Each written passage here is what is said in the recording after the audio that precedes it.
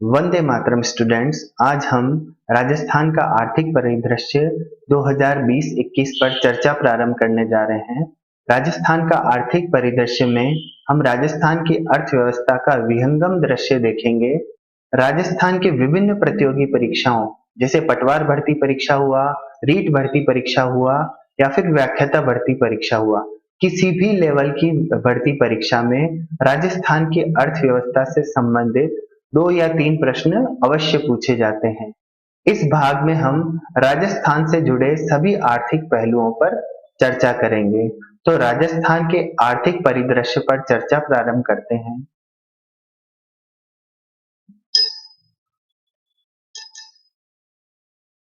सकल घरेलू उत्पाद जीडीपी, ग्रॉस डोमेस्टिक प्रोडक्ट, एक वर्ष में किसी देश की सीमा के भीतर उत्पादित वस्तुओं और सेवाओं के कुल मूल्य को सकल घरेलू उत्पाद कहते हैं। इसकी गणना 1 अप्रैल से 31 मार्च तक की जाती है। मतलब 1 अप्रैल से 31 मार्च तक उत्पादित वस्तुओं और सेवाओं के कुल मूल्य को ही हम क्या कहते हैं? जीडीपी या सकल घरेलू उत्पाद कहते हैं। जीएसडीपी, सकल राज्य घरेलू उत्पाद, ग्रॉस स्टेट डोमेस्टिक प्रोडक्ट, एक वर्ष में किसी राज्य की सीमा के भीतर उत्पादित वस्तुओं और सेवाओं के कुल मूल्य को ही सकल राज्य घरेलू उत्पाद या फिर जीएसडीपी कहते हैं। अब जीडीपी की गणना 2 मूल्यों के आधार पर की जाती है, स्थिर मूल्य के आधार पर और प्रचलित मूल्य के आधार पर। प्रचलित मूल्य वस्तु या सेवा का करंट मार्केट प्राइस ही क्या कहलाता है? प्रचलित मूल्य कहलाता है। प्रचलित मूल्य के अंदर आपकी मुद्रास्फीति या फिर इसको कहा जाता है महंगाई दर जुड़ी हुई होती है। जबकि स्थिर मूल्य क्या होता है? स्थिर मूल्य वस्तु या सेवा का किसी वर्ष को बेस मानकर, किसी वर्ष को आधार मानकर उसकी आज की कीमत का मूल्य बताना क्या कहलाता है? स्थिर मूल्य कहलाता है। स्थिर मूल्य को वास्तविक मूल्य भी कहा जाता है। इसको एक एग्जाम्पल से समझते हैं। ये एक मार्कर पेन है, इसका बाजार भाव 100 रुपए है। जो इसका बाजार भाव है वही क्या कहलाएगी? इसकी प्रचलित कीमत कहलाती है। लेकिन अगर हम कहेंगे कि 2015 में ये मार्कर पेन 70 रुपए में मिलता था और आज इसका भाव 30 रुपए बढ़ गया, तो यह कीमत क्या कहलाएगी? इसकी स्थिर मूल्य कहलाती है। अब हम राजस्थान राज्य के सकल राज्य घरेलू उत्पादन के आंकड़ों का अध्ययन करेंगे, मतलब ग्रॉस स्टेट डोमेस्टिक प्रोडक्ट के आंकड़ों का अध्ययन करेंगे। सबसे पहला आधार है स्थिर मूल्य के आधार पर। स्थिर मूल्य के आधार पर सबसे पहला क्वेश्चन ही ये बनता है कि स्थिर मूल्य के आधार पर बेस ईयर किसको माना गया है? तो बेस ईयर किसको माना गया है? वर्ष 2011-12 को बेस ईयर माना गया है। अब बेस ईयर के आधार पर 2011 बेस ईयर के आधार पर वर्ष 2018-19 में जो जीएसडीपी सकल राज्य घरेलू उत्पाद के आंकड़े रहे वो रहे 6,77,428 करोड़। 6,77,428 करोड़। वर्ष 2019-20 में रहे आंकड़े 7,11,627 करोड़। 7,11,627 करोड़ रुपए।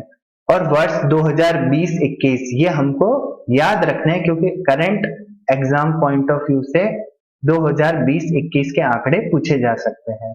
तो 2020-21 में स्थिर मूल्य के आधार पर सकल राज्य घरेलू उत्पादन रहा 6,43,222 करोड़। 6,43,222 करोड़। अब वर्ष 2020-21 में वर्ष 2019-20 की तुलना में जो सकल राज्य घरेलू उत्पादन है वो कितना घट गया? -6.61% सकल राज्य घरेलू उत्पादन घट गया। अब दूसरा आधार है प्रचलित कीमतों के आधार पर। प्रचलित कीमतों के आधार पर सकल राज्य घरेलू उत्पादन कितना रहा?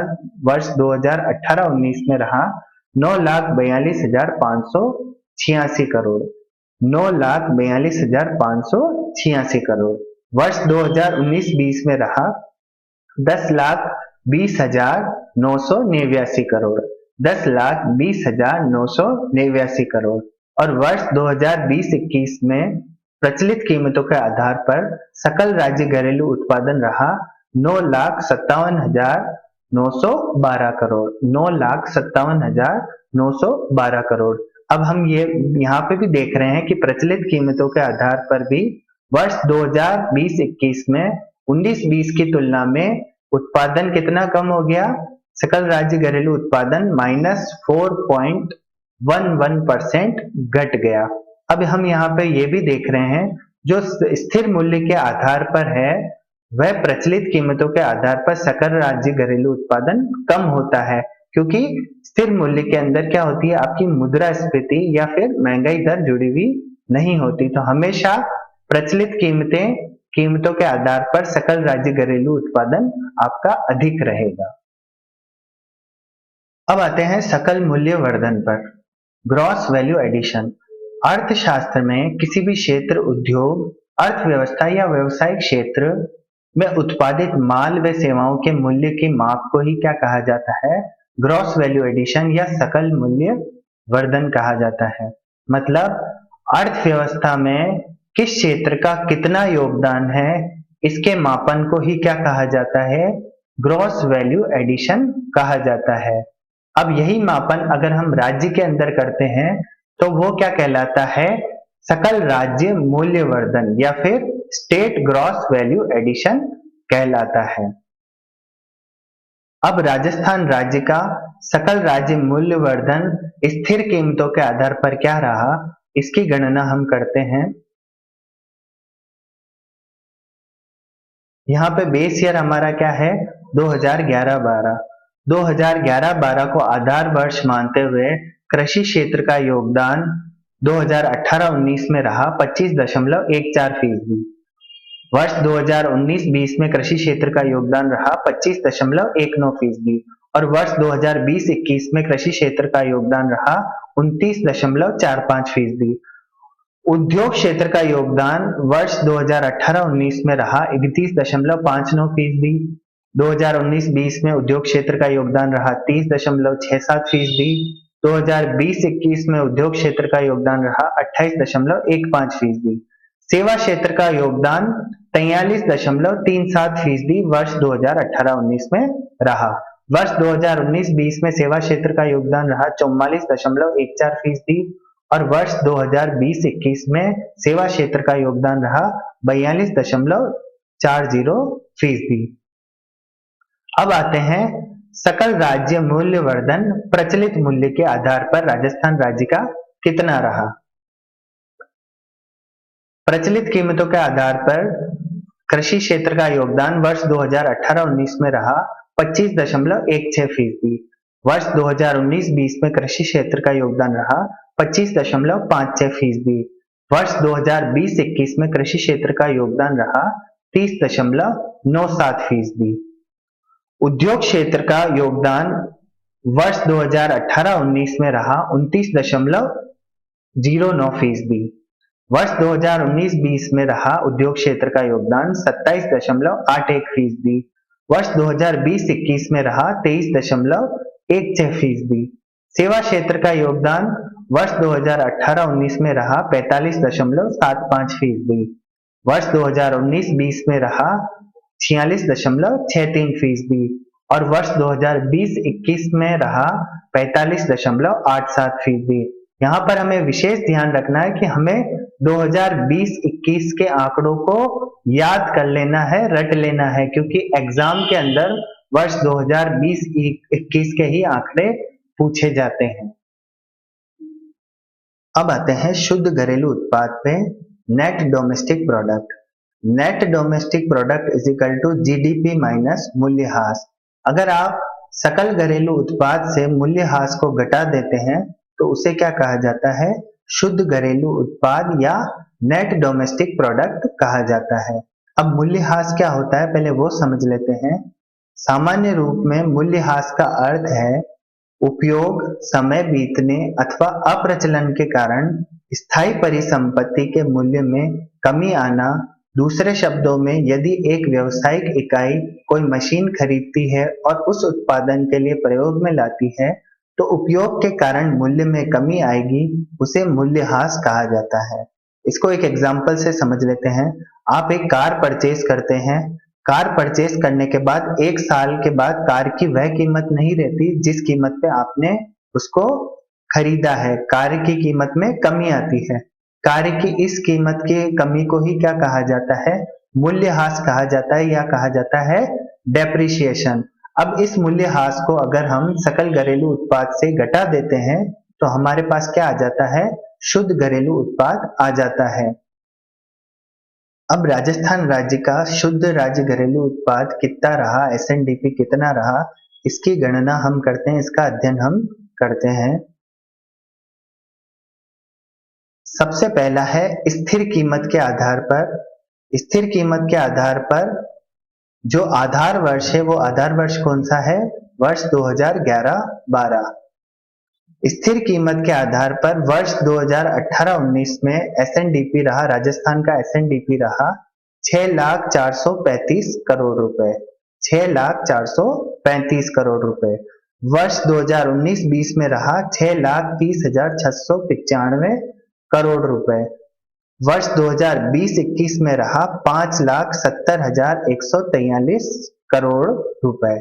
अब हम यहाँ देख रहे हैं वर्ष 2020-21 में वर्ष 2019-20 की तुलना में 6.58% की एसएनडीपी में कमी आई। ऐसे ही अब प्रचलित कीमतों के आधार पर एसएनडीपी देखते हैं। प्रचलित कीमतों के आधार पर वर्ष 18-19 में राजस्थान का एसएनडीपी रहा 8,45,247 करोड़ रुपए। वर्ष 2019-20 में एसएनडीपी रहा 9,16,014 करोड़ रुपए और वर्ष 2020-21 में रहा 8,62,633 करोड़ रुपए। यहाँ पे भी देखा जा रहा है कि प्रचलित कीमतों के आधार पर भी वर्ष 2020-21 में वर्ष 2019-20 की तुलना में 4.06% की कमी देखी गई है। मतलब शुद्ध घरेलू उत्पादन में वर्ष 2020-21 में स्थिर कीमतों के आधार पर भी और प्रचलित कीमतों के आधार पर भी कमी देखी गई है।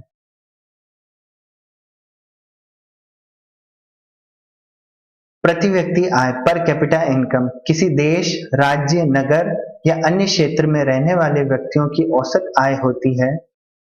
इसका अनुमान उस क्षेत्र में रहने वाले सभी लोगों की आय के जोड़ को क्षेत्र की कुल जनसंख्या से विभाजित करके लगाया जाता है।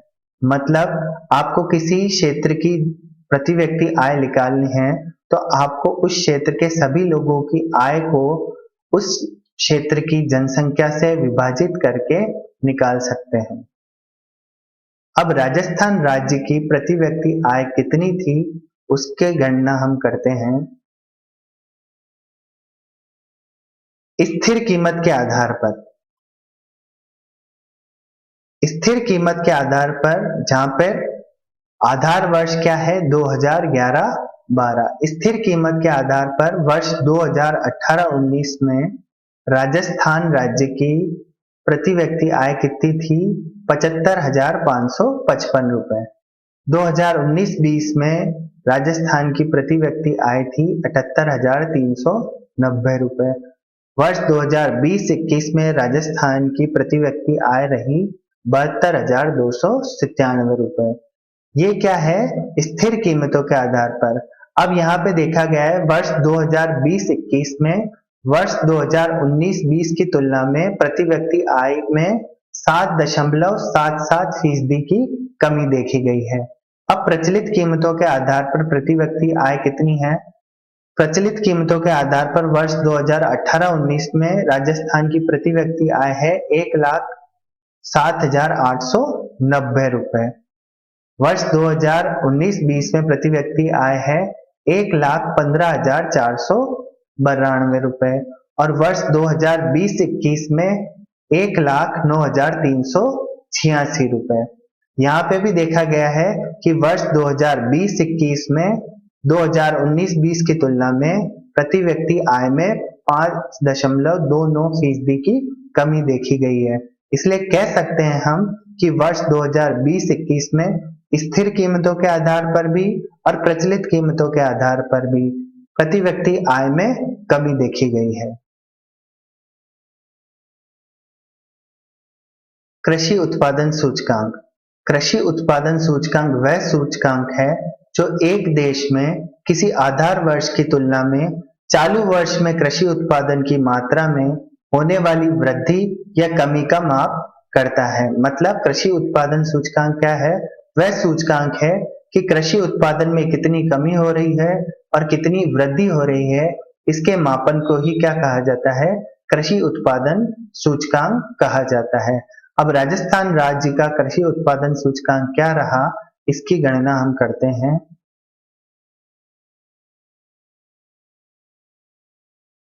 अब कृषि उत्पादन सूचकांक की गणना क्या हुई?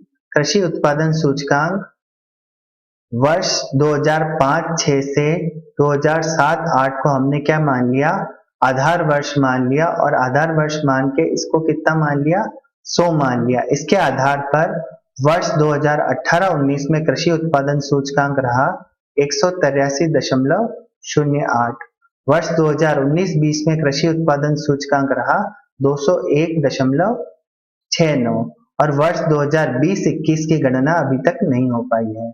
कुल खाद्यान्न उत्पादन वर्ष 2018-19 में रहा 231.60 लाख मैट्रिक टन। वर्ष 2019-20 में खाद्यान्न उत्पादन रहा 265.81 लाख मैट्रिक टन। वर्ष 2020-21 में रहा खाद्यान्न उत्पादन 271.33 लाख मैट्रिक टन। औद्योगिक उत्पादन सूचकांक IIP, index for industrial production.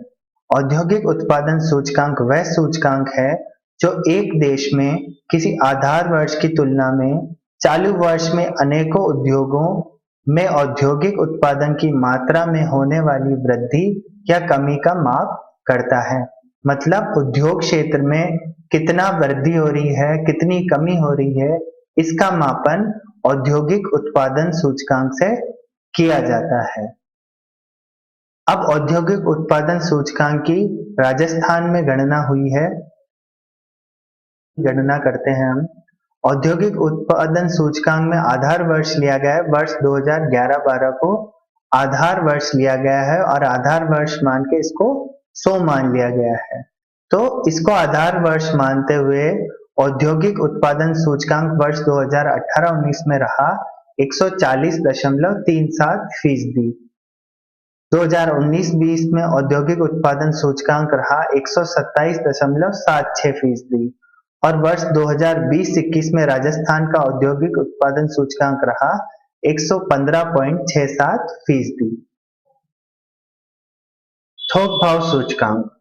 थोक भाव सूचकांक में आधार वर्ष माना गया है वर्ष 1999 से 2000 को। वर्ष 1999-2000 को आधार वर्ष मानते हुए वर्ष 2018-19 में थोक भाव सूचकांक रहा 301.74। वर्ष 2019 में थोक भाव सूचकांक रहा 316, और वर्ष 2020-21 में थोक भाव सूचकांक रहा 334.19। वर्ष 2020-21 में वर्ष 2019-20 की तुलना में 5.76% की वृद्धि देखी गई है। किसमें? थोक भाव सूचकांक में वृद्धि देखी गई है। अब औद्योगिक श्रमिकों के लिए उपभोक्ता मूल्य सूचकांक। औद्योगिक श्रमिकों के लिए उपभोक्ता मूल्य सूचकांक के लिए आधार वर्ष माना गया है वर्ष 2001 को। वर्ष 2001 को आधार वर्ष माना गया है। अब जब भी श्रमिकों की बात आती है तो सबसे ज्यादा श्रमिक हैं जयपुर क्षेत्र में, अजमेर क्षेत्र में और भीलवाड़ा क्षेत्र में। जयपुर केंद्र में औद्योगिक श्रमिकों के लिए उपभोक्ता मूल्य सूचकांक 2018-19 में 282, 2019-20 में 312, 2020-21 में 325। अजमेर केंद्र में औद्योगिक श्रमिकों के लिए उपभोक्ता मूल्य सूचकांक 2018-19 में 272, 2019-20 में 291 और 2020-21 में 300। भीलवाड़ा केंद्र के अंदर औद्योगिक श्रमिकों के लिए उपभोक्ता मूल्य सूचकांक वर्ष 2018-19 में 278, 2019-20 में 295 और 2020-21 में 307 रहा। अधिष्ठापित ऊर्जा क्षमता, अधिष्ठापित ऊर्जा क्षमता वर्ष 2018-19 में 21,078 मेगावाट रही। वर्ष 2019-20 में 21,176 मेगावाट रही। अब राजस्थान की प्रमुख विशेषताओं का अखिल भारत से तुलनात्मक अध्ययन। सबसे पहला पॉइंट है भौगोलिक क्षेत्रफल। जो भारत का भौगोलिक क्षेत्रफल है वो 32.87 लाख वर्ग किलोमीटर है, जबकि राजस्थान का भौगोलिक क्षेत्रफल 3.42 लाख वर्ग किलोमीटर है। जो राजस्थान का भौगोलिक क्षेत्रफल है वो भारत के भौगोलिक क्षेत्रफल का 10.4% है। दूसरा है जनसंख्या। जो भारत की जनसंख्या है वो 121.09 करोड़ है, जबकि राजस्थान की जनसंख्या 6.85 करोड़ है। दशकीय वृद्धि दर, दशकीय वृद्धि दर, भारत की दशकीय वृद्धि दर 17.7% है, जबकि राजस्थान की दशकीय वृद्धि दर 21.3% है। जनसंख्या घनत्व, भारत के अंदर प्रति वर्ग किलोमीटर के अंदर 382 लोग रहते हैं, जबकि राजस्थान के अंदर प्रति वर्ग किलोमीटर में 200 लोग रहते हैं। कुल जनसंख्या से शहरी जनसंख्या का प्रतिशत, जो भारत के अंदर 31.1% लोग शहरी हैं, जबकि राजस्थान के अंदर 24.9% लोग शहरी हैं। अनुसूचित जाति की जनसंख्या, भारत के अंदर 31.1% अनुसूचित जाति की जनसंख्या रहती है, जबकि राजस्थान के अंदर 24.9% अनुसूचित जाति की जनसंख्या रहती है। अनुसूचित जनजाति की जनसंख्या, भारत के अंदर 8.6% अनुसूचित जनजाति की जनसंख्या है, जबकि 13.5% राजस्थान में अनुसूचित जनजाति की जनसंख्या है। लिंगानुपात, भारत के अंदर 1000 पुरुषों में 943 महिलाएं हैं, जबकि राजस्थान के अंदर 1000 पुरुषों में 928 महिलाएं हैं। बालिका लिंगानुपात, जो बालिकाओं का लिंगानुपात है वो 1000 बालकों में भारत में 943 बालिकाएं हैं, जबकि राजस्थान में 928 बालिकाएं हैं। साक्षरता दर, जो भारत की साक्षरता दर है वो 73% है और जो राजस्थान की साक्षरता दर है वो 66.1% है। साक्षरता दर पुरुष, जो भारत की पुरुषों की साक्षरता है वो 80.9% है, जबकि राजस्थान में पुरुषों की साक्षरता दर 79.2% है। साक्षरता दर महिलाएं, जो भारत में महिलाओं की साक्षरता दर है वो 64.6% है, जबकि राजस्थान में पुरुषों की महिलाओं की साक्षरता दर 52.1% है। कार्य सहभागिता दर, जो भारत में कार्य सहभागिता दर है वो 39.8% है, जबकि राजस्थान में कार्य सहभागिता दर 43.6% है।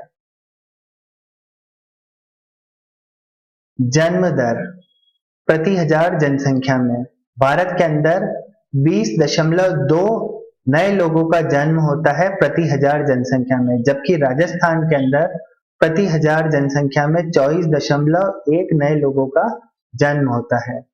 मृत्यु दर, जो भारत के अंदर 6.3 लोगों की मृत्यु हो जाती है 1000 लोगों में, जबकि राजस्थान के अंदर 6 लोगों की मृत्यु हो जाती है 1000 लोगों में।